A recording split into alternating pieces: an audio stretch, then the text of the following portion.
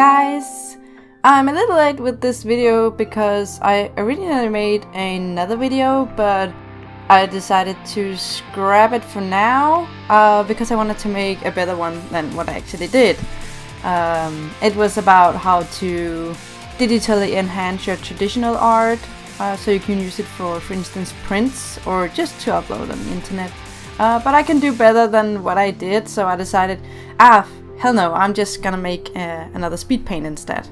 And I really felt like doing some Legend of Zelda art, also because I really loved Skyward Sword, but back when it came out I weren't actually drawing so much and I didn't feel like I was improving fast enough to just try and do it. But now I feel like maybe I'm in a better place than back then, so I decided, yeah, now's the time. Let's draw some Legend of Zelda. So I decided to draw Zelda in some kind of transformation between her old self and to the goddess Hylia that is living inside of her. Spoilers! But okay, it's so many years ago that the game came out, so I guess it's okay. Right now I'm actually experimenting a lot with coloring techniques. I have been trying a lot to color without line art, but it just doesn't feel like me. I really love line art, and line art was like one of the first things that people started complimenting me for.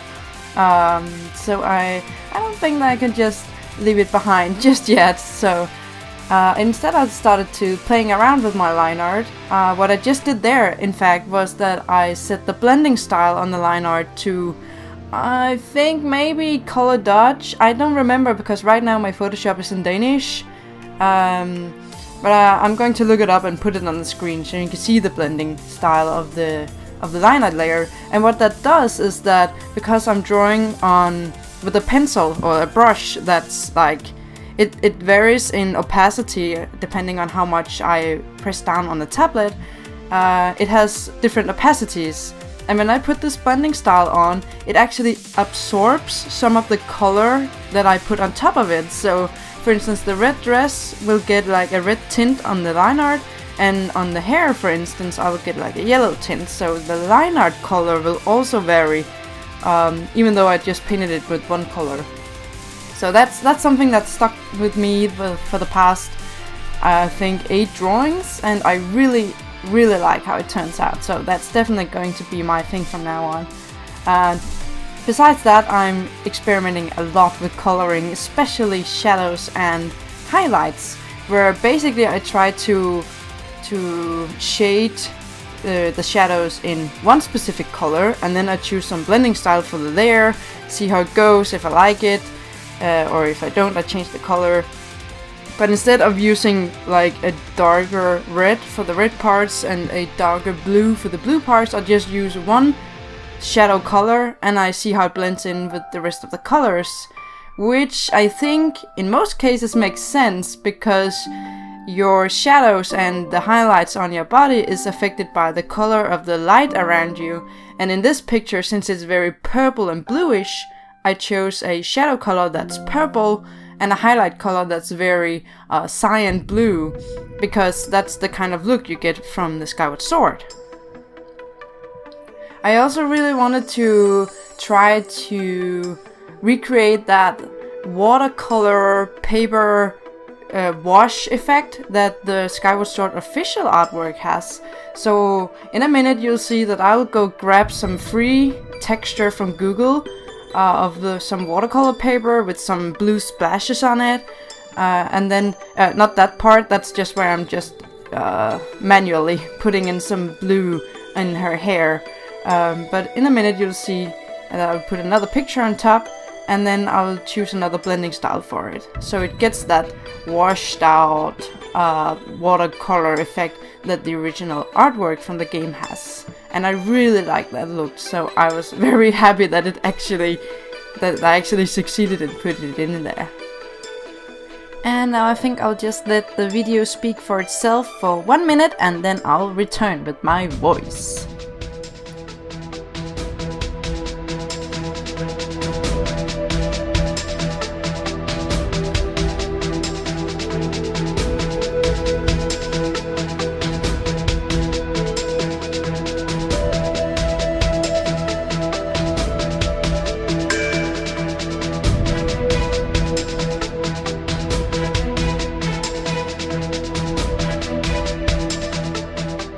So this is the part where I took in the other picture that I was talking about just before, and I put just another blending style on that layer, and then I masked it so that I could erase the parts where I thought, this blob of watercolor is going straight into her face or something, so I would just make it turn down the opacity of it, actually.